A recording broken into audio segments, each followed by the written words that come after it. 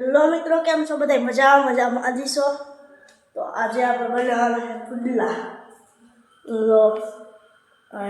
લોઢી ગરમ થાય છે અને જો કંઈક બની ગયું છે.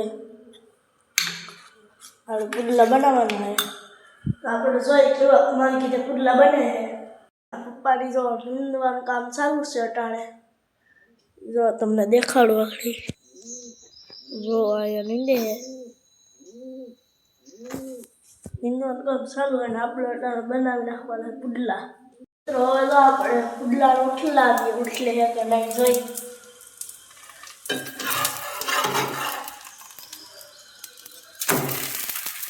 જો ઉઠલી તો જો કંઈક પુડલો છે જો અમારો બનાવેલો.